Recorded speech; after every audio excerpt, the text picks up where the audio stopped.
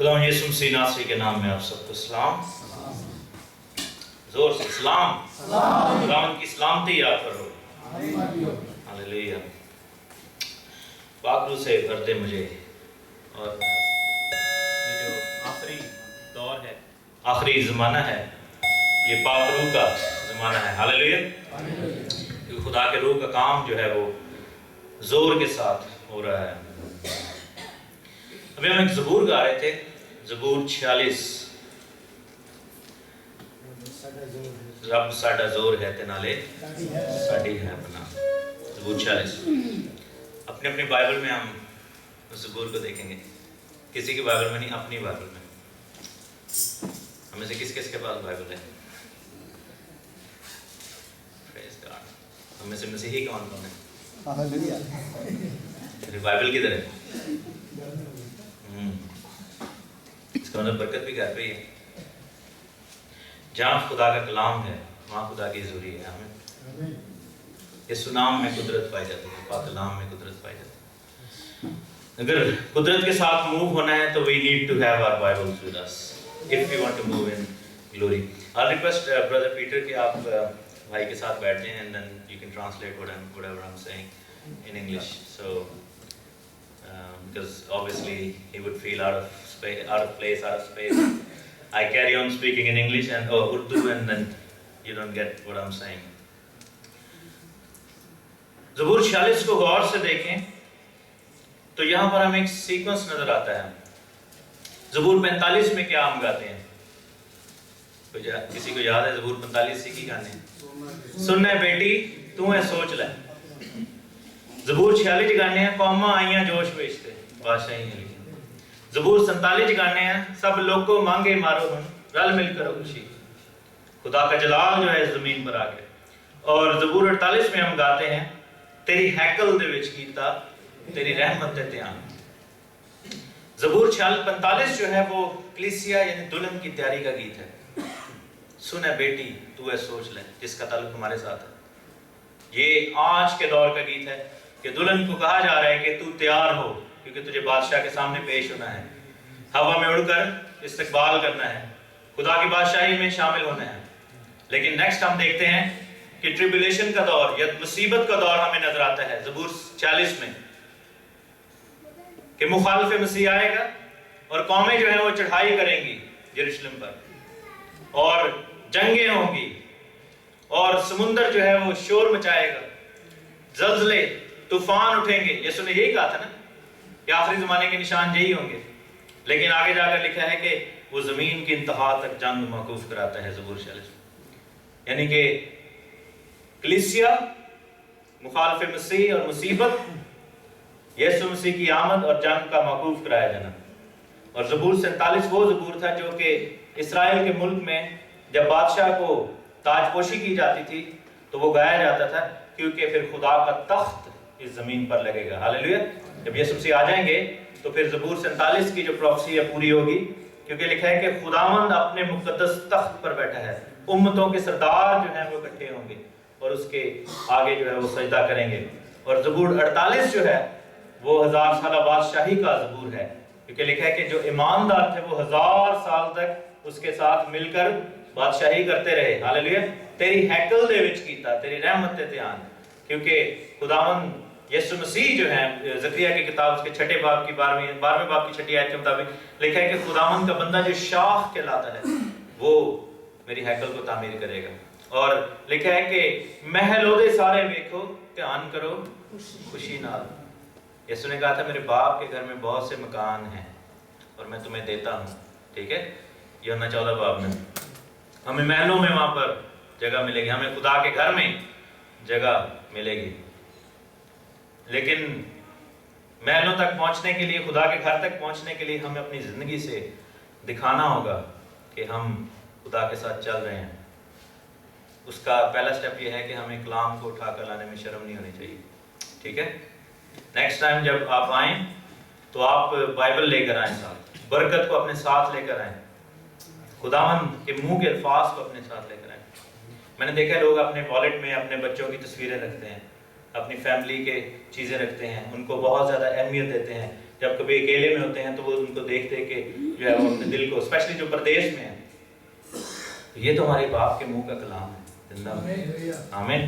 تو اس کو کیوں نہ رکھیں، اس کو کیوں نہ اپنی گاڑی میں رکھیں، اس کو کیوں نہ اپنے بستر کی سائڈ پہ رکھیں، اس کو کیوں نہ اپنے ڈائننگ روم میں رکھیں، اس کو کیوں نہ ہم اپنے ساتھ رکھیں، تاکہ جب بھی ہمیں ضرورت پڑے ہم اپنے باپ کے منہ کے الفاظ کو پڑھ سکیں۔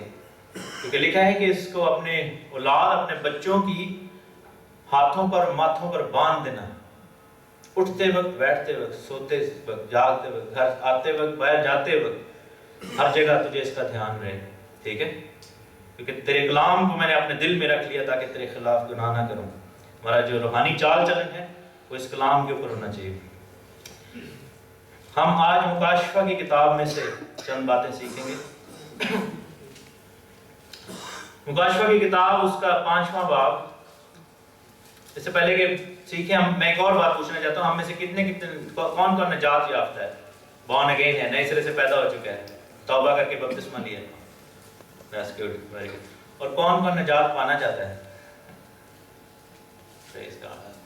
تو اگر آپ نجات پانا چاہتے ہیں تو آج آپ کے لیے دن ہے، آج آپ کے لیے موقع ہے، اپنی زندگی خدا ہم کو دے دیں، ٹھیک ہے؟ اگر ہم آج شفا پانا چاہتے ہیں، معجزہ لینا چاہتے ہیں، تو سب سے بڑا معجزہ یہ ہے کہ جب ایک گناہ گار خدا کے گھر میں آ کر اپنے گناہ سے توبہ کر لیتا ہے، اس کے بعد آپ شفا بھی پا جائیں گے۔ شفا پانے کے لیے ضروری ہے کہ اپنا دل خدا ان کو پہلے دیں تاکہ وہ شفا آپ کے اندر قائم رہے۔ مکاشفہ کی کتاب 5ویں باب کی پہلی آیت سے ہم پڑھیں گے۔ لکھا ہے کہ جو تخت پر بیٹھا تھا میں نے اس کے دائیں ہاتھ میں ایک کتاب دیکھی جو اندر سے اور باہر سے لکھی ہوئی تھی۔ بک آف ریولیشن چیپٹر 5 ورس 1۔ جو تخت پر بیٹھا تھا میں نے اس کے دائیں ہاتھ میں کتاب دیکھی جو اندر سے اور باہر سے لکھی ہوئی تھی، اور اسے 7 مہریں لگا کر بند کیا گیا تھا۔ پھر میں نے ایک زوردار فرشتہ کو بلند آواز سے یہ منادی کرتے دیکھا کہ کون اس کتاب کو کھولنے اور اس کی مہریں توڑنے کے لائق ہے؟ اور کوئی شخص آسمان یا زمین کے نیچے اس کتاب کو کھولنے اور اس پر نظر کرنے کے قابل نہ نکلا۔ میں اس بات پر زار رونے لگا، یہ یوحنا کہہ رہا ہے کہ کوئی اس کتاب کو کھولنے یا اس پر نظر کرنے کے لائق ہی نہیں نکلا۔ تب ان بزرگوں میں سے ایک نے مجھ سے کہا کہ مت رو، دیکھ یہودا کے قبیلہ کا جو ببر، داؤد کی جو اصل ہے، اس کتاب اور اس کی 7 مہروں کو کھولنے کے لیے غالب آیا ہے۔ آمین۔ یسوع مسیح واحد شخص ہے آسمان پر، زمین پر یا زمین کے نیچے جو اس کتاب کو کھول سکتا ہے، اس کی مہروں کو توڑ سکتا ہے، کیونکہ اس کے پاس اختیار ہے۔ اب ہمیں یہ اسٹیبلش کرنا ہے کہ یہ کتاب کیا ہے، یہ کون سی کتاب ہے۔ اس کی ایک خوبی ہمیں نظر آئی ہے، کوئی بتائے، میں نے بھی کیا پڑھا ہے کہ کتاب کے بارے میں کیا لکھا ہے کہ کیسی ہے وہ، جو اندر سے اور باہر سے دونوں طرف سے لکھی ہوئی ہے۔ یہ کون سی کتاب ہے؟ مکاشفہ کی کتاب ہے؟ نہیں، کیونکہ وہ تو لکھ رہا تھا۔ کون سی یہ کتاب ہے جس کو کھولنے کے لائق اور دنیا میں کوئی شخص نہ تھا، صرف یسوع ہی تھا؟ میرے ساتھ دیکھیں خروج کی کتاب، ایکسوڈس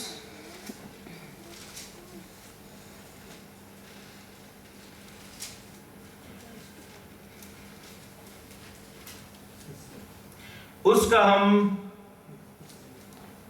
چیپٹر پڑھیں گے 32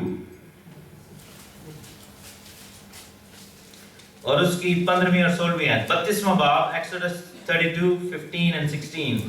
خروج کی کتاب 32واں باب 15ویں سے 16ویں آیت۔ لکھا ہے کہ موسیٰ کی شہادت کی دونوں لوہیں، یعنی جو شہادت کی جو تختیاں تھیں، شریعت کی جو تختیاں تھیں، لیے ہوئے الٹا پھرا اور وہ پہاڑ سے نیچے اترا، اور وہ دونوں لوہیں یعنی وہ شریعت کی جو کتاب تھی ادھر سے اور ادھر سے کیا لکھا ہے؟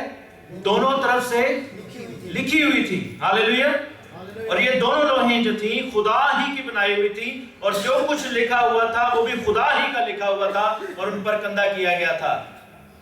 برہ کے ہاتھ میں جو تخت پر بیٹھا ہے اس کے دائیں ہاتھ میں نے کتاب دیکھی جو دونوں طرف سے لکھی ہوئی تھی۔ اور جب خدا نے موسیٰ کو وہ کتاب دی، وہ تختیاں دی، شریعت دی، تو لکھا ہے کہ موسیٰ وہ لے کر جب پہاڑ سے نیچے اترا تو وہ جو کتاب تھی وہ خدا کے ہاتھ کی لکھی ہوئی تھی اور دونوں جانب سے لکھی ہوئی تھی. دنیا میں اور کوئی ایسی کتاب نہیں جو دونوں جانب سے لکھی ہوئی ہو. ادھر سے بھی پڑھو تو ویسی ہے, ادھر سے بھی پڑھو تو ویسی ہے. اس کا ایک ریزن تھا. سو یہ اسٹیبلش ہوا کہ جو مکاشفہ میں کتاب دی گئی وہ کون سی کتاب ہے؟ بولیں. شریعت کی کتاب. آمین. شریعت کی کتاب یہ تیرے منہ سے نہ ہٹے. یشوع کو یہی کہا تھا نا خدا نے. تو شریعت کی کتاب دی گئی ہے. اور پھر دیکھا گیا کہ دنیا میں, آسمان میں, زمین میں, یعنی فرشتوں میں دیکھا گیا, زمین میں دیکھا گیا, انسانوں میں, اور زمین کے نیچے جو ہیں لوگوں کی جو روحیں ہیں ان میں دیکھا گیا کہ کون اس لائق ہے جو اس کتاب کو کھول سکے اور اس کی موروں کو کھول سکے اور اس کتاب کو اسٹیبلش کر سکے. کوئی نکلا لائق؟ کوئی بھی نہیں ہے. کیوں؟ کیونکہ سب نے گناہ کیا اور خدا کے جلال سے محروم ہے. انسانوں اور جانوروں اور باقی لوگوں میں جو ہے, جانور تو گناہ نہیں کرتے, فرشتوں کی بات ہی اور ہے, ان کا تعلق اس چیز سے نہیں. لیکن اس کائنات میں اگر کوئی ہے جو اس شریعت کو پورا کر سکتا ہے, اس شریعت کو اسٹیبلش کر سکتا ہے, اس شریعت کی مہروں کو توڑ سکتا ہے, اس شریعت کو جو ہے وہ پورے طور پر جو ہے وہ کامل طور پر اس پر عمل کر سکتا ہے, تو وہ خداوند یسوع مسیح کی ذات ہے. ہاللیلویا. اسی لیے لکھا ہے کہ وہ میں نے پھر تخت کے بیچوں بیچ ایک ذبح کیا ہوا برا دیکھا. آگے جا کے لکھا ہے کیونکہ جب وہ ذبح کر دیا گیا تو اس نے شریعت کو پورا کیا. اب یہ کتاب دونوں طرف سے کیوں لکھی ہوئی تھی؟ کیونکہ جب شریعت دی گئی تھی تو جیسا کلام میں لکھا ہے کہ اس کا کلام جو ہے وہ دو دھاری تلوار کی مانند ہے. ٹھیک ہے, اس کے دو رخ ہیں. استثنا 30 چیپٹر میں, ڈیٹرونومی چیپٹر 30 میں لکھا ہے کہ آج میں تیرے سامنے دو چیزیں رکھتا ہوں, برکت اور لعنت کو, موت اور زندگی کو. 6 قبیلے ایک پہاڑ پر کھڑے تھے, 6 قبیلے ایک پہاڑ پر کھڑے تھے. وہ برکتیں بولتے تھے اور وہ لعنتیں بولتے تھے. اس لیے وہ دونوں طرف سے لکھی ہوئی تھی. اس کے دو حصے تھے. ایک حصہ جو ہے وہ برکت لے کر آتا ہے, ایک حصہ جو ہے وہ لعنت لے کر آتا ہے. یسوع مسیح جب اپنی پہلی آمد میں آئے اور انہوں نے شریعت کی مہروں کو توڑا اور لکھا ہے اس نے دیکھا کہ نوشتہ پورا ہوا تو اس نے کیا کہا؟ تمام ہوا. اور ساری دنیا میں برکت جو ہے وہ جاری ہو گئی. پہلی آمد میں یسوع نے جب شریعت کو کھولا تو برکت جاری ہوئی, نجات جاری ہوئی. دنیا کے لیے نجات کا دروازہ کھل گیا, دنیا کے لیے خدا کی بادشاہی کا دروازہ کھل گیا. جو میرے عزیزوں جنہوں نے ہاتھ نہیں تھا اٹھایا ابھی نجات کے حوالے سے, آپ کے لیے بھی تک وہ دروازہ کھلا ہوا ہے. لیکن ایک وقت آنے والا ہے کہ وہ دروازہ بند ہو جائے گا. پھر لوگ ناک کریں گے دروازے پہ, کہیں گے کھولو کھولو, ہمیں بھی جانا ہے. میری بہن, میرا بھائی, میری بیٹی, میرا بیٹا, میری بیوی, میرا ہسبینڈ وہ ادھر چلا گیا ہے, میں باہر رہ گیا ہوں, میں کیا کروں؟ اے خداوند مجھ پر رحم کر, مجھے بھی شامل ہونے دے. اور خداوند کہے گا میں تمہیں نہیں جانتا, سوری. تم ہر ویک چرچ میں آیا کرتے تھے, پادری صاحب یہاں سے کلام سنایا کرتے تھے, گیت ہم گایا کرتے تھے, لیکن اس وقت کیونکہ تم نے احساس نہیں کیا اور اس کھلے دروازے سے داخل نہیں ہوئے تو اب یہ دروازہ تمہارے لیے بند ہے. ہم یہ دیکھتے ہیں کہ جب وہ کتاب دی گئی ہے تو مہریں جو ہیں وہ توڑی گئی. یہ وقت جو ہے وہ بہت قریب ہے, کیونکہ آج ہم ان حوالوں میں سے ہی دیکھیں گے کہ جو آخری زمانہ آ رہا ہے اس کا اس علاقے کے ساتھ جس میں ہم بیٹھے ہوئے ہیں, میڈل ایسٹ کے ساتھ یا مشرق وسطیٰ کے ساتھ کیا تعلق ہے. ٹھیک ہے, ہم کیوں بہت زیادہ ریلیونٹ ہیں, ہم جو اس ملکوں میں, ان ملکوں میں بیٹھے ہوئے ہیں, ہمارا کیا اس سب سے تعلق ہے. لیکن میں تھوڑا سا آپ کو بتا دوں کہ جب مہریں کھولی گئی تو لعنت کیسے جاری ہوئی.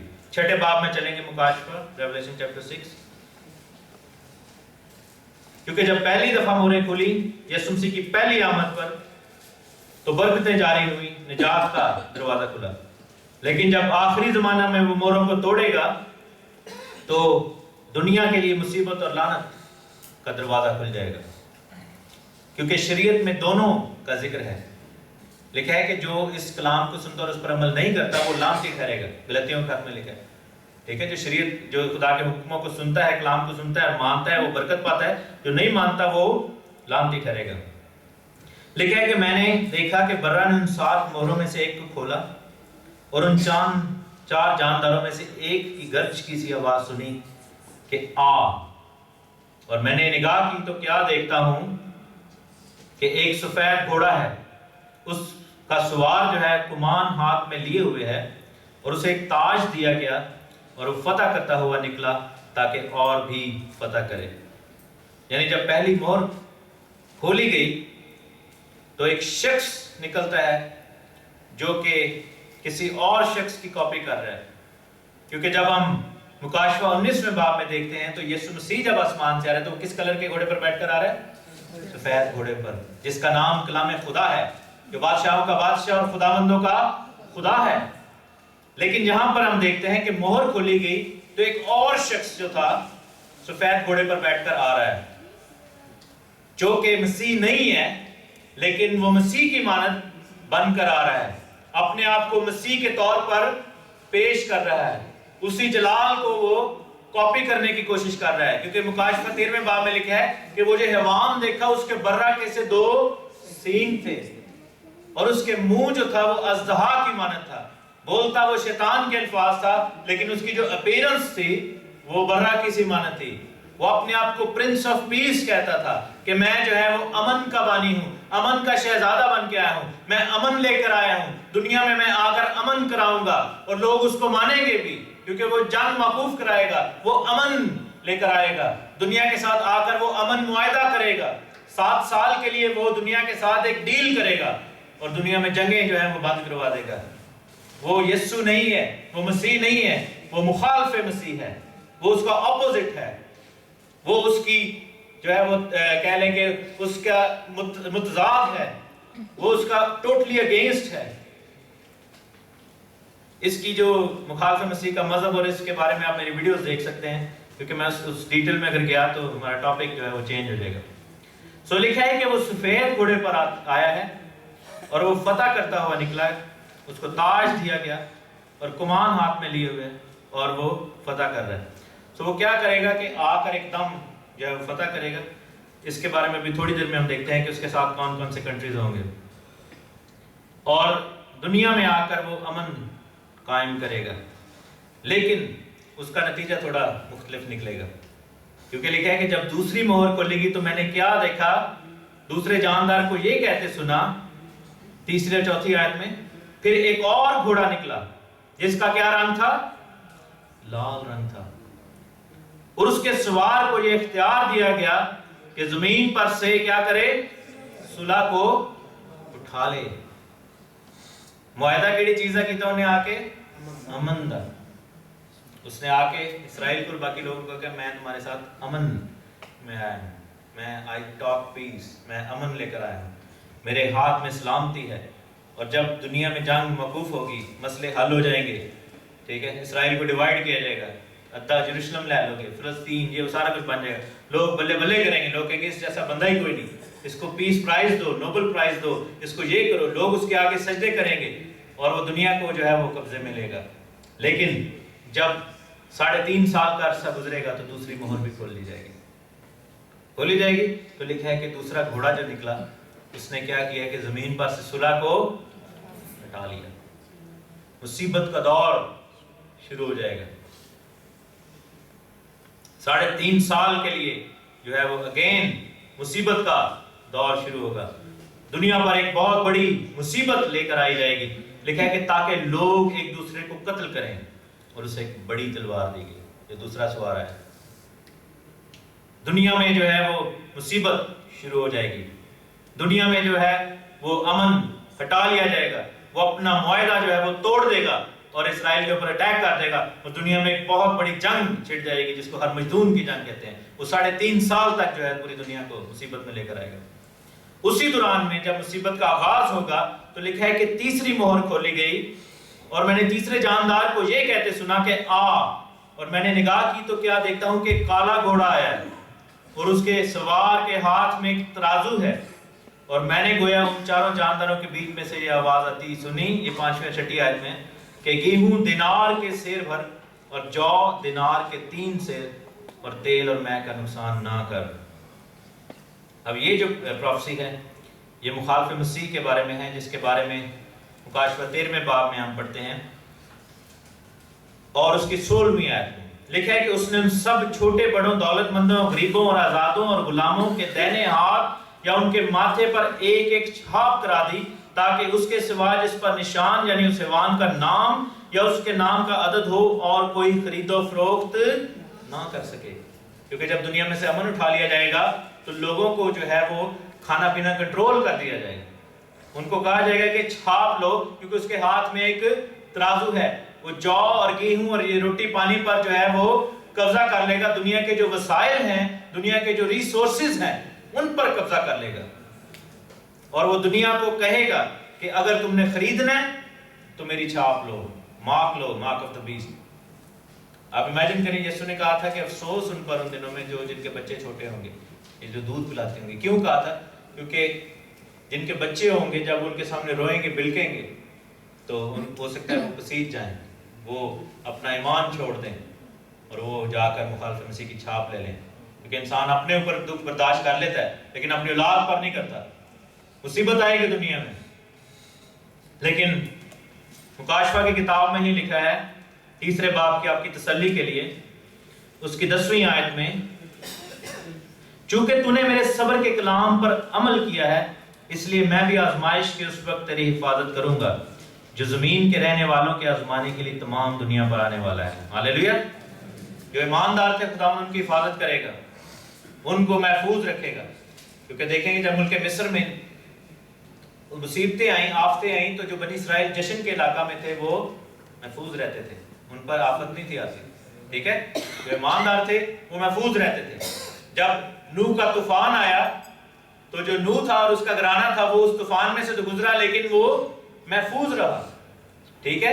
جب یوسف کو خواب آیا، فرعون کو خواب آیا کہ 7 سال امن کے ہوں گے اور 7 سال قحط کے ہوں گے، تو یوسف کو خدا نے کھڑا کیا اور وہاں پر لکھا ہے کہ انہوں نے کھانا پینا جمع کر لیا، اور وہ جو بنی اسرائیل اس کے گھرانے کے لوگ تھے وہ اس مصیبت میں سے گزرے لیکن وہ محفوظ رہے، ان کو پروویژن دی گئی۔ جب ایلیا نبی 3.5 سال کا قحط پڑا تو لکھا ہے کہ کوے اس کو آ کر کھلاتے تھے، اور وہ سارپت کی بیوہ کے گھر میں جا کر اترا اور ان کے گھر میں ایک روٹی، ایک دن کے کھانا جو تھا وہ پڑا تھا، اور لکھا ہے جب تک قحط رہا ان کا آٹا بھی نہ ختم ہوا اور ان کا تیل بھی نہ ختم ہوا، کیونکہ ایلیا بھی ایماندار تھا اور وہ بیوہ بھی ایماندار تھی۔ اگر ہم ایمان رکھیں گے اور اگر ہمیں مصیبت میں سے گزرنا پڑا تو خدا ہماری حفاظت کرے گا، اگر ہم اس کے کلام پر عمل کریں گے۔ اگر نہیں کریں گے اور اگر ہم کلام میں جو ہے وہ ویک ہوں گے، کمزور ہوں گے، تو پھر ہمارے لیے مشکل ہوگی۔ میں کیا ایکسپیکٹ کروں کہ اگر ہم بائبل کلیسیا میں نہیں لا سکتے تو ہم کلام میں کیسے عمل کر رہے ہیں، کیسے مضبوط ہیں؟ مصیبت میں تو ہم تنکے کی مانند جو ہے وہ بہ جائیں گے۔ لکھا ہے کہ عقل مند آدمی وہ ہے جس نے اس چٹان پر اپنا گھر بنایا، اور کرنتھیوں کے خط میں لکھا ہے وہ چٹان کون تھا؟ مسیح تھا، اور مسیح کون ہے؟ ابتدا میں نام تھا۔ اس چٹان پر جب گھر بنا ہوگا نا تو جب بڑی مصیبت آئے گی، اینڈ ٹائمز ہوں گے، وہ جو بڑی مصیبت کا وہاں پہ متی 7ویں باب میں ذکر ہے وہ آخری زمانے کی مصیبت کا ذکر ہے۔ تو لکھا ہے کہ جب لہریں اٹھی، طوفان اٹھے، مصیبت آئی، تو وہ جو چٹان پر گھر تھا وہ محفوظ رہا، لیکن جس نے ریت پر گھر بنایا، ریت کس چیز کو ظاہر کرتی ہے؟ ریت لوگوں کو ظاہر کرتی ہے۔ لکھا تھا نا کہ میں تیری اولاد کو ریت کی مانند بناؤں گا جو سرک جاتی ہے، جو لوگ لوگوں کے پیچھے چلتے ہیں، جو لوگ انسانوں کو فالو کرتے ہیں، جو لوگ لوگوں کی سنی سنائی باتوں کو مانتے ہیں۔ ابلیس جو ہے وہ بھی تو مخالف مسیح کو بھیجے گا، اور وہ بھی ایک انسان ہی ہوگا نا۔ لوگوں کے پیچھے چلنے والے، جو غلط تعلیموں میں پڑھنے والے، وہ ایسے ہیں جو کلام پر عمل نہیں کرتے بلکہ ریت پر اپنا گھر بنا رہے ہیں، اور جیسے طوفان آئے گا ریت سرک جائے گی۔ ریت کے پہاڑ آپ نے یہاں پہ دیکھے ہیں، ایک دفعہ گزرو واپس آؤ تو پہاڑوں کی شکل چینج ہوئی ہوتی ہے، کیونکہ ریت کا کوئی ٹھکانہ نہیں ہوتا، ریت اپنا رخ بدلتی رہتی ہے۔ اسی طرح وہ لوگ جو ریت پر اپنا گھر بناتے ہیں وہ بدلتے رہتے ہیں، اس ہوا کی مانند ہیں، کبھی الٹے چلتے ہیں، کبھی سیدھے چلتے ہیں، اور ان کا کوئی ٹھکانہ نہیں ہے۔ سو کیا ہے کہ جب مصیبت آئی تو تیسرا گھوڑا، تیسری مہر کھولی گئی، اور زمین پر ایک اور لعنت جو ہے وہ جاری ہوئی کہ مخالف مسیح نے ساری دنیا کے ریسورسز پر قبضہ کر لیا۔ اور پھر لکھا ہے کہ جب چوتھی مہر کھولی گئی تو چوتھے جاندار کو یہ کہتے سنا کہ آ، اور میں نے نگاہ کی تو کیا دیکھتا ہوں کہ ایک زرد سا گھوڑا ہے. اب یہاں پر جو زرد لفظ ہے بیسیکلی یہ ٹرانسلیشن میں تھوڑی سی کمزوری ہے کیونکہ یہاں پر گھوڑے کا رنگ سبز ہے. یہاں پر جو یونانی زبان کا لفظ ہے وہ ہے کلوروس. کلوروس جو ہے وہ بائبل میں جب بھی ٹرانسلیٹ ہوا ہے وہ سبز کے طور پر ہوا ہے، جو سبز رنگ ہوتا ہے جھنڈوں میں. اور لکھا ہے کہ وہ جس سے لفظ کلوروفل بنا ہے، جو کہ پتوں میں سبزی جس کو سبزہ ہوتا ہے اس کو کلوروفل کہتے ہیں. تو لکھا ہے کہ وہ جو سبز سا گھوڑا تھا وہ آتا ہے اور اس کے سوار کا نام موت ہے اور المروا اس کے پیچھے پیچھے ہے، اور چوتھائی زمین پر اس کو اختیار دیا گیا کہ تلوار اور کال اور وبا زمین کے درندوں سے لوگوں کو ہلاک کریں.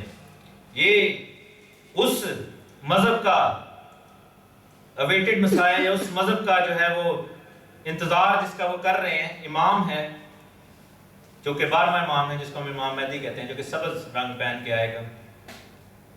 اور لکھا ہے کہ اس کے سوار کا نام موت ہے. موت کیوں ہے؟ کیونکہ مکاشفہ کی کتاب 9ویں باب کی 11ویں آیت میں لکھا ہے کہ وہ جو اتھا گھڑے کا فرشتہ ہے اس کا نام اپولیون ہے یونانی میں، اور عبرانی میں ابدون ہے، جس کا مطلب کیا ہے؟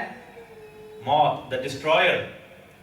اور عربی میں جو ان کے جو معبود ہے اس کے 99 جو نام ہے اس میں جو 62واں نام ہے وہ ہے الممید، the destroyer، جو تباہ کرنے والا ہے، جو برباد کرنے والا ہے، جو تباہی لے کر آنے والا ہے.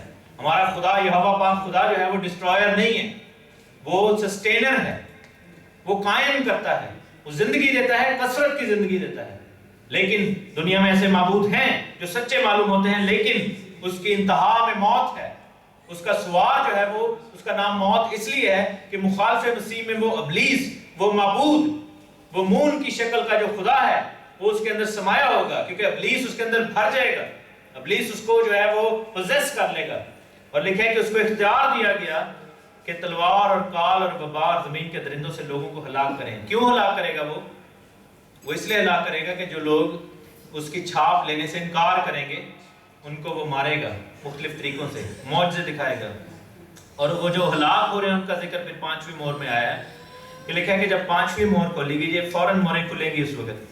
تو میں نے لکھا ہے کہ میں نے قربان گاہ کے نیچے ان کی روحیں دیکھی جو خدا کے کلام کے سبب اور اس کی گواہی پر قائم رہنے کے باعث مارے گئے تھے، اور بڑی آواز سے چلا کر بولی کہ اے مالک، اے قدوس و برحق، تو کب تک انصاف نہ کرے گا اور زمین کے رہنے والوں سے ہمارے خون کا بدلہ نہ لے گا؟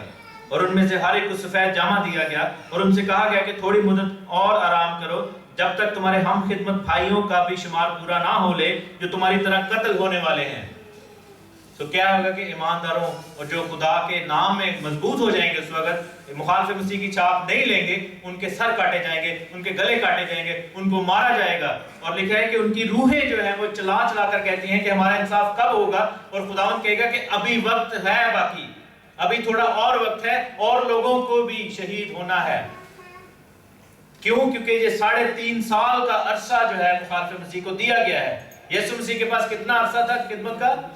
3.5 سال اس نے خدمت کی. جو مسیح ہے اس نے بھی 3.5 سال خدمت کی، اور جو مخالف مسیح ہے وہ بھی 3.5 سال دنیا کو جو ہے وہ مصیبت میں سے گزارے گا. ہم جو مسیح کے پیغام پر ایمان لے کر آئے ہیں اس کے 3.5 سالہ خدمت میں، اسی طرح مخالف مسیح کی جو 3.5 سالہ خدمت ہے اس میں بھی لوگ اس کے پیچھے چلے جائیں گے اور اس کی چھاپ لے لیں گے اور وہ ایمانداروں کو قتل کرے گا.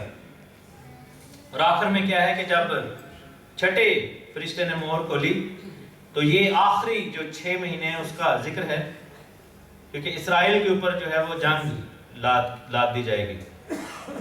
اور لکھا ہے کہ ایک بڑا بھونچال آیا اور سورج کمل کی مانند کالا اور چاند خون سا ہو گیا، یعنی کہ دنیا آسمان میں سائنز نظر آئیں گے، چاند گرہن، سورج گرہن اور یہ چیزیں جو ہیں آسمان سے ستارے ٹوٹتے ہوئے، مثلا کہ یہ کومیٹ سے اس طرح کی چیزیں جو ہے وہ نظر آئیں گے. یہ بالکل آخر 3.5 سال کے آخر کا دور ہے. اور لکھا ہے کہ لوگ پھر بھاگیں گے پہاڑوں کے غاروں میں اور کہیں گے کہ ہم پر گر پڑو. یہ وہ وقت ہے کہ جب خدا یسوع مسیح کی آمد قریب آ جائے گی. 17ویں آیت میں لکھا ہے کہ کیونکہ ان کے غضب کا روز عظیم آ پہنچا، اب کون ٹھہر سکتا ہے. اب اس 3.5 سالوں میں اسرائیل کا کیا بنے گا؟ میرے ساتھ دیکھیں مکاشفہ کی کتاب اس کے 11ویں باب میں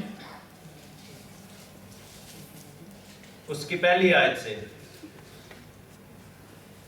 लिखा है कि मुझे ऐसा की मानद एक नापने की लकड़ी दी गई और किसी ने कहा कि उठ कर खुदा के मक़दिस और कुर्बान का और उसमें के इबादत करने वालों को नाप, और उस ज़हन को जो मक़दिस के बाहर है खारिज कर दे, और उसे ना नाप क्योंकि वो गैर कौमों को दे दिया गया है। और वो मुक़द्दस शहर को 42 महीने तक पामाल करेंगे। साल में 12 महीने होते हैं, 12 या 36 और 6 महीने एक्स्ट्रा लगाएं तो 42 महीने बनते हैं। 42 महीने कितने साल बनते हैं? 3.5 साल बनते हैं। और लिखा है कि वो गैर कौमों को दे दिया गया। वहां पर यरूशलेम के अंदर जो मक़दिस का एरिया है, जो हैकल का एरिया था, उसको सेपरेट रखा गया। मैं आई विश कि मेरे पास पिक्चर होती, मैं आपको दिखा सकता।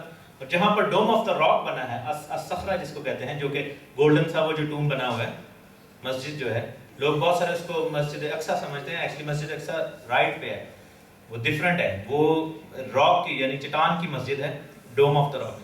वो बेसिकली जगह है जहां पर मुखालिफ मसीह बैठेगा, और वो गैर कौमों का अहाता होता था। क्योंकि असल जो हैकल थी वो इस साइड पे थी, ईस्टर्न साइड पे, क्योंकि वो मशरिकी दरवाजे के साथ थी। वहां पर एक छोटा सा डोम बना हुआ है जिसको डोम ऑफ स्पिरिट्स कहते हैं, जहां पर अहद का संदूक रखा जाता था, होली ऑफ होलीज था। तो खुदावन ने फरिश्ता को क्या कहा कि इबादत का जो है मक़दिस और कुर्बान का एरिया, उसको नाप ले। वो उनके हवाले नहीं होगा, उधर कुछ नहीं बन सकता, क्योंकि खुदा का अबर वहां पर छाया था एक जमाने में। लेकिन जो गैर कौम का एरिया था, वहां पर जो है वो मुखालिफ मसीह अपना सिस्टम लगाएगा, अपना तख्त लगाएगा। और जो दूसरा एरिया है, उसमें यहूदियों को कुर्बानी करने की इजाजत मिलेगी, क्योंकि दानियल की किताब 8वें बाब में 9वें बाब में लिखा है कि वो कुर्बानी करने की इजाजत देगा 1 हफ्ता के लिए, यानी कि 7 सालों के लिए वो अहद बांधेगा, और 3.5 साल उनको कुर्बानी करने की इजाजत मिलेगी, जो पहले 3.5 साल होंगे। लेकिन जब मुसीबत के आएंगे तो फिर उनको हटा देगा। और उसमें क्या होगा कि जो आखिरी 3.5 साल होंगे, उसमें 2 गवाह इस्राएल के मुल्क में आएंगे। आपने सुना होगा 2 गवाहों के बारे में भी। कोई बता सकता है कौन है ये 2 गवाह? मूसा और एलिया। हमें बाइबल में से एस्टैब्लिश करना है कि मूसा एलिया क्यों है, हम क्यों ये बिलीव करें। भाई साहब ने कहा मूसा और एलिया, भाई ने भी कहा। अब मेरा जो दिमाग है वो थोड़ा तहकीकी दिमाग है। मैं कहता हूं कि मैं कैसे ये साबित करूं कि मूसा और एलिया ही हैं। तो सबसे पहला सबूत हमें मिलता है कि जब यीशु मसीह की आमद हुई थी, तो उसके पास जब शक्ल बदल गई पहाड़ पर, तो कौन 2 गवाह खड़े थे? मूसा और एलिया। लिखा है वो आखिरी ज़माने की बातें कर रहे थे उसके साथ। वो फर्स्ट कमिंग की बातें कर रहे थे, सलीब की बातें कर रहे थे, और सेकंड कमिंग की भी बातें कर रहे थे। मूसा जो है वो तौरात को जाहिर करता है, और एलिया जो है वो नबियों को जाहिर करता है, और मसीह जो है वो नए अहद यानी कलीसिया को जाहिर करता है। ठीक है, कलाम के 3 हिस्से हैं, तौरात की किताबें, अंबिया की किताबें, अनाजील और नए अहदनामा की किताबें। मूसा जो है वो पहली 5 किताबों को जाहिर करता है, एलिया जो है वो रिप्रेजेंटेटिव है बाकी सारी किताबों का, और यीशु मसीह जो है वो 32 से लेकर आगे की मुकाशफा तक की सारी किताबों का रिप्रेजेंटेटिव है। ठीक है, हम दुल्हन है, वो दूल्हा है, और 2 गवाह हैं। निकाह के टाइम पे 2 गवाह चाहिए होते हैं ना। ये वो 2 गवाह हैं जो बरा की शादी से पहले गवाह के तौर पर आएंगे। लेकिन ये भी बात, इसको और ज्यादा हमें साबित करने के लिए आगे जाएंगे। लिखा है 5वीं आयत में, 6ठी आयत में बल्कि, उनको इख्तियार है कि आसमान को बंद कर दें ताकि उनकी नबूवत के जमाना में पानी ना बरसे, और पानियों पर इख्तियार है कि उन्हें खून बना दें, और जितनी दफा चाहें जमीन पर हर तरह की आफत लाएं। याकूब के खत में देखेंगे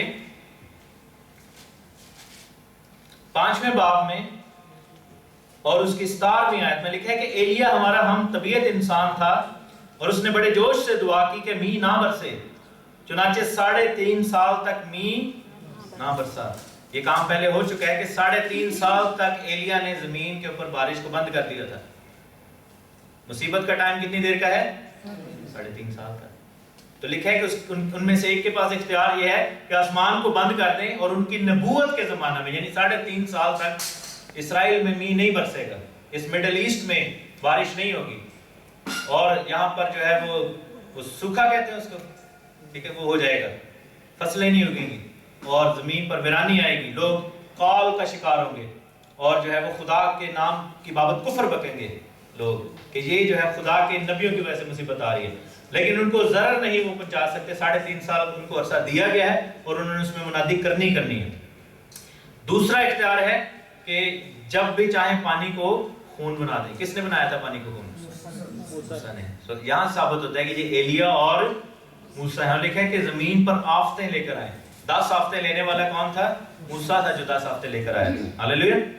اور پھر لکھا ہے کہ جب گواہی دے چکیں گے یعنی 3.5 سال کا عرصہ, جب وہ مہریں کو چھٹی مہر کھولے گی جس کے بارے میں لکھا ہے کہ بھونچال آیا تھا. ٹھیک ہے, 3.5 سال جب فنش ہو رہے تھے تو چھٹی مہر کھولے گی اور بھونچال آیا. تو تب میں یعنی کہ ایک پیرلل سیکوینس آپ کو بتا رہا ہوں, تب یعنی کہ ان کی گواہی کا عرصہ بھی پورا ہو جائے گا. اور لکھا ہے کہ ان کو مار دیا جائے گا. خدا الاؤ کرے گا کہ موسیٰ اور ایلیا جو ہے وہ مار ڈالے جائیں. یہ موسیٰ اور ایلیا کی مانت کے لوگ نہیں ہوں گے, یہ موسیٰ اور ایلیا ہی ہوں گے جو آج سے 1000 سال پہلے 2000 سال پہلے 3 آئے تھے دنیا میں. یہ وہی موسیٰ اور ایلیا ہوں گے, یہ ان کی طرح کے لوگ نہیں ہوں گے. They will be those people. اور ان کا کام ہے کہ اسرائیل میں جا کر منادی کرنا, عبرانی زبان میں منادی کریں گے, کیونکہ غیر قوم میں منادی کرنے کے لیے خدا کے خادم ہم سارے موجود ہیں. لیکن اسرائیل کو, یہودا کو منادی کے لیے جو بھیجے جائیں گے, یہ 2 نبی بھیجے جائیں گے.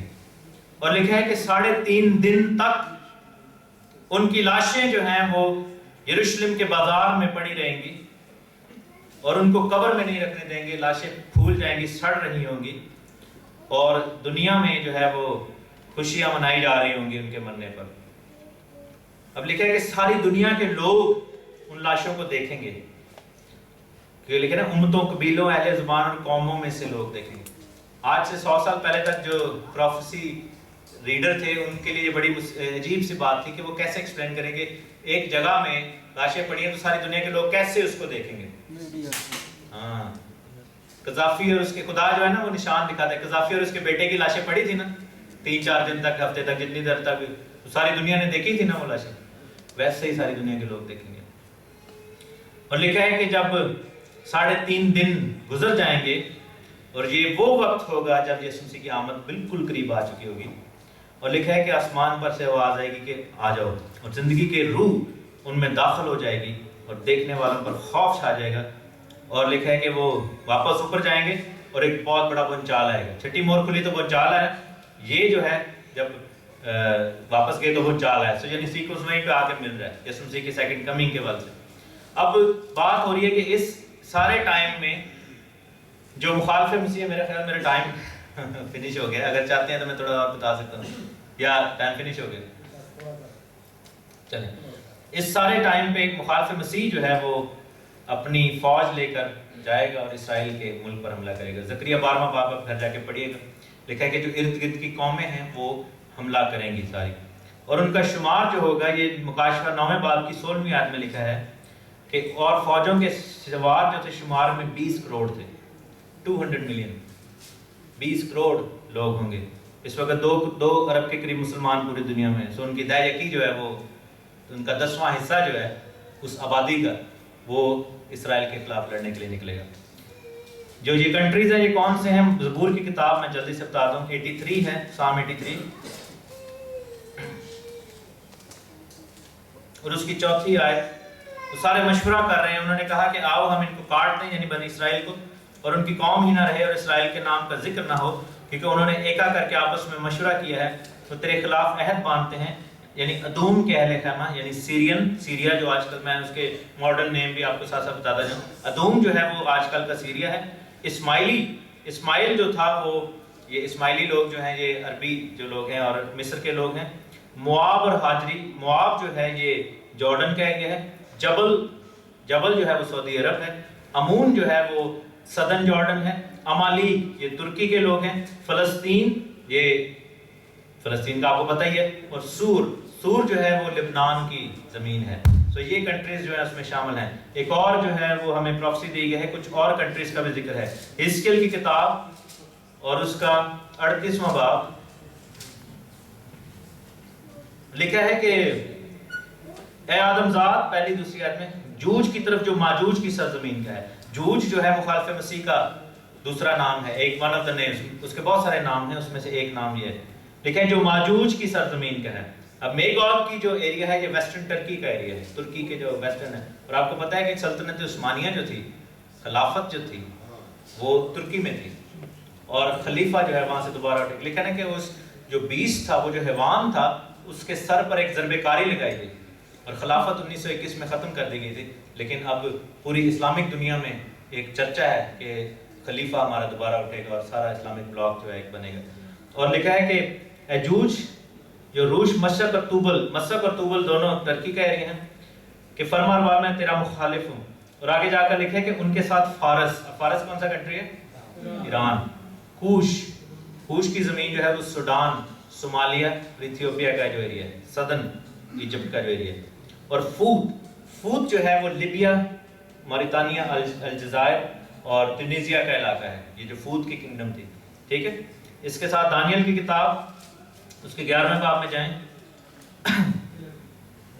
یہ جو کچھ ہو رہا ہے اس وقت مڈل ایسٹ میں، جس کو یہ نام دیا جا رہا ہے کہ مڈل ایسٹ میں جو ریولوشن آ رہا ہے، یہ جو ایک اویئرنیس آ رہی ہے، یہ سارا مخالف مسیح کی آمد کی تیاری ہو رہی ہے.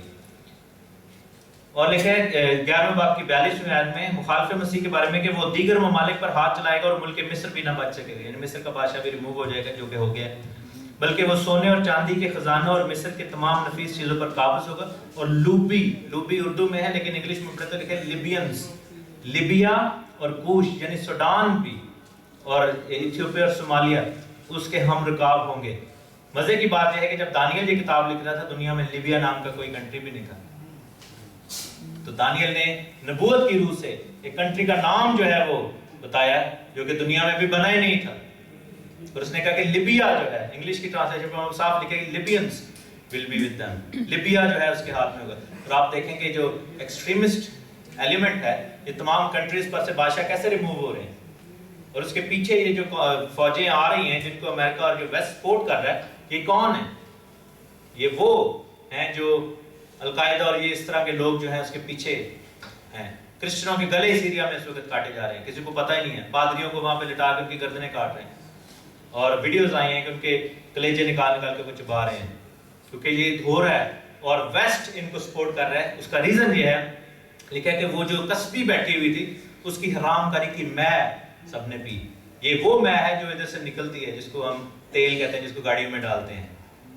مڈل ایسٹ جو کسبی ہے اس میں سے جو مے نکل رہی ہے یہ وہ مے ہے جس میں سارے انوالو ہیں، ساری حرام کاری کر رہے ہیں. ساری دنیا کا پیسہ ادھر کیوں انویسٹ ہو رہا ہے؟ کیونکہ لکھا ہے کہ جب سوداگروں کی سوداگری کے اوپر حملہ ہوگا اور اس پورے ریجن کو جو ہے وہ آگ لگ جائے گی. کیونکہ جب یسوع مسیح آئیں گے تو اس سے پہلے اتنی زیادہ جنگ یہاں پہ ہوگی. آئی وش کہ میرے پاس زیادہ ٹائم ہوتا میں آپ کو اور زیادہ ایکسپلین کر سکتا کہ کیسے یہاں پر اٹامک اٹیکس ہوں گے، کیسے یہاں پر جنگ جو ہے وہ لگے گی اور کیسے ان کا دھواں جو ہے وہ آسمان تک جائے گا. جسٹ ٹیک دیٹ پکچر کہ جب صدام حسین نے کویت کو چھوڑا تھا تو اس نے تیل کے کنووں کو آگ لگا دی تھی اور دھواں آسمان تک گیا تھا، پورا بلیک ہو گیا تھا. اس طرح کا سین جو ہے وہ دوبارہ ہوگا. اور یسایہ کی کتاب 20-21 باب میں پڑھیں تو یہ جو مکہ اور مدینہ ہے یہ اسلام کا تباہ ہو جائے گا. ایران اس کو کرے گا. اس کی ڈیٹیل میں بھی میں نہیں جا سکوں گا ورنہ ٹائم زیادہ لے لیا جائے. اس کا ریزن یہ ہے کہ جب ایران جو ہے بہت قریب آ گیا ہے اپنا اٹامک بام بنانے کے، اور یہ ہے کہ ویسٹ نے اس کے ساتھ بھی معاہدہ کر لیا جس کی وجہ سے یہ جو جس کنٹریز میں ہم رہ رہے ہیں، you a E, Saudi Arab, even اسرائیل، یہ بہت زیادہ پریشان ہے کیونکہ ایران ان پر حملہ کرے گا. اور پہلے بھی آج سے یعنی کہ 700-800-900 سال پہلے ایرانیوں نے کعبہ کو بالکل تباہ کر دیا تھا. یہ دوبارہ ری بلڈ ہوا تھا اور دوبارہ ایسے ہوگا کیونکہ مکہ مدینہ تباہ ہوں گے تو مخالف مسیح اسلام کی تھرڈ ہولیسٹ سائٹ یعنی یروشلم میں بیٹھے گا. اور اس وقت کیسے ہوگا یہ اس کی ڈیٹیل میں جانے کا جو ہے ابھی وقت نہیں ہے، لیکن یہ ہو جائے گا اور بہت جلد آپ دیکھیں گے. سیریا میں جو ہے وہ ڈمیسکس جو سٹی ہے، دمشق کا جو شہر ہے وہ کمپلیٹلی تباہ ہو جائے گا. اس کا ذکر یسایہ کی کتاب 17ویں باب میں اور یرمیہ کی کتاب 49ویں باب میں. یہ چیزیں ہمارے سامنے ہو جائیں گی، ہماری آنکھوں کے سامنے. اگلے سال میں آپ بہت کچھ ہوتا ہوا دیکھیں گے. اگلے سال کا جو ایک عرصہ ہے عید فصح کا جو ٹائم ہے اس سے آپ دیکھیں گے بہت پرابلمز شروع ہو جائیں گے کیونکہ بائبل ہمیں یہ بتا رہی ہے. لیکن ہمارے لیے تسلی کی بات یہ ہے کہ یسوع مسیح ہمارا بادشاہ جو ہے ان سب پر غالب ہے. کیونکہ لکھا ہے کہ میں مصیبت کے اس وقت میں تمہاری حفاظت کروں گا. ٹھیک ہے، کیونکہ تو نے میرے کلام پر عمل کیا. اور یسوع مسیح نے ہمارے لیے دعا بھی کی تھی. یوحنا کی انجیل، یسوع مسیح جب آسمان پر جانے سے پہلے، سلیب سے پہلے انہوں نے دعا کی تھی ہم سب کے لیے. بہت سارے لوگ یہ نہیں جانتے کہ یسوع مسیح نے وہاں پہ اتنی لمبی دعا کی ہے اور خدا سے ہماری حفاظت کی دعا کی تھی. یوحنا کی انجیل اس کے 17ویں باب کی 15ویں آیت. لکھا ہے کہ میں یہ درخواست نہیں کرتا، یسوع باپ کو کہہ رہا ہے کہ تو انہیں دنیا سے اٹھا لے، یعنی کہ ناٹ نیسیسریلی کہ ہم دنیا سے باہر نکال دیے جائیں، بلکہ اس شریر سے ان کی حفاظت کر، اس مصیبت سے جو مخالف مسیح ہے، جو اس بڑی مصیبت ہے۔ اب آپ کہیں گے کہ شاید یہ یسوع اپنی شاگردوں کے لیے دعا کر رہا تھا، نہیں، 20ویں آیت میں لکھا ہے کہ میں صرف انہی کے لیے، یعنی یہ 12 شاگردوں کے لیے درخواست نہیں کرتا، بلکہ ان کے لیے بھی جو ان کے کلام کے وسیلہ سے مجھ پر ایمان لائیں گے۔ ان شاگردوں کا پھل ہم میں ہے جنہوں نے اپنی جانیں قربان کر کے صدیوں سے مسیحی پیغام جو ہے مختلف شاگردوں اور رسولوں اور پاسبانوں اور بشپوں اور مختلف طریقوں سے ہم تک پہنچا ہے، اور آج ہم خدا کے گھر میں بیٹھے ہیں۔ اس کا مطلب یہ ہے کہ خدا کا یہ منصوبہ تھا کہ آج ہم خدا کے گھر میں آئیں۔ آمین۔ اور یسوع نے ہمارے لیے دعا کی ہوئی ہے کہ ساری دعا اگر نہ سنی جائے، یسوع کی دعا تو سنی جائے گی نا ڈیفینیٹلی۔ ہاللیلویا۔ باپ بیٹے کی دعا کا تو رد نہیں کرے گا۔ سو ہمیں خوش ہونا چاہیے کہ ہمارا انتظام ہے مصیبت کے دنوں میں، لیکن اس کے لیے ہمیں ایک سٹیپ کرنا پڑے گا۔ سٹیپ یہ ہے کہ پورے دل اور جان سے ہمیں ایمان لانا ہوگا، بپتسمہ لینا ہوگا، روح میں چلنا ہوگا، خدا کے پاک روح کو مانگنا ہوگا۔ اگر ہم میں سے کچھ لوگ ایسے بیٹھے ہیں جو ابھی تک ایمان نہیں لے کر آئے، تو سمجھیں کہ آپ اس مصیبت کے سامنے ایکسپوز ہو جائیں گے، کیونکہ ہم ہوا میں اڑ کر پھر استقبال کرنے والوں میں شامل نہیں ہوں گے۔ ہم ان لوگوں میں شامل ہوں گے جن کے گردن پر تلوار رکھی ہوگی، کہیں گے منو پھر نہ ایسے چاپ لواؤ، اور بہت سارے ہو سکتا ہے اس وقت ڈر کے ہمارے لے بھی لیں، کیونکہ ہمارا ایمان مضبوط ویسے ہی نہیں ہے۔ چرچ میں بیٹھ کر جب ہمارے پر مصیبت نہیں ہے تب ہم توبہ نہیں کر رہے، تب ہم خدا کے پیچھے نہیں چل رہے، تو جب مصیبت آئے گی پھر تو ہم ایسے پانی کے اندر جیسے وہ کاغذ کی کشتی ڈول جاتی ہے ویسے ہی ہو جائیں گے ہم۔ سو آج کا دن ہے خوشخبری پر ایمان لانے کا، آج کا دن ہے جب ہم اپنی زندگی خدا کو دے دیں، تاکہ جب مصیبت کا وقت اس دنیا میں آئے تو ہماری وہ حفاظت کرے، ہمیں جو ہے وہ غیر قوموں سے چھڑائے، ہمیں وہ اپنے پروں کے نیچے رکھے۔ ہاللیلویا۔ ہم میں سے کون ہے جو آج کے دن یہ فیصلہ کرتا ہے کہ میں اپنی زندگی خدا ان کو دوں گا؟ بہنیں جو ہیں وہ 3 4 5 6 خدا ان کا شکر ہو، جنہوں نے ہاتھ اٹھائے وہ کھڑے ہو رہے ہیں دلیری کے ساتھ۔ ہاللیلویا۔ جو ایمان لے کر آ رہے ہیں۔ ہاللیلویا، پریز گاڈ۔ آئیے ان کے لیے زوردار تالیاں بجائیں۔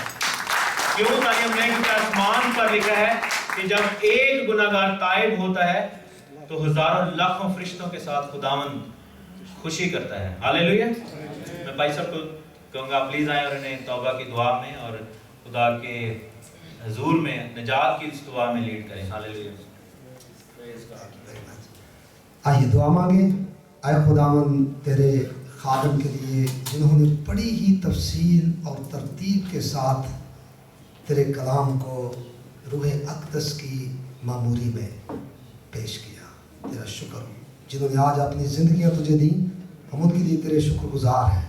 خدا انہوں نے ایمان پر قائم رہنے کا فضل دے، وہ تیرے ساتھ ساتھ چلتے چلتے تیری آمد کے لیے تیار ہو سکیں اور ہوا میں اڑ کر تیرا استقبال کرنے کے لائق ٹھہرے۔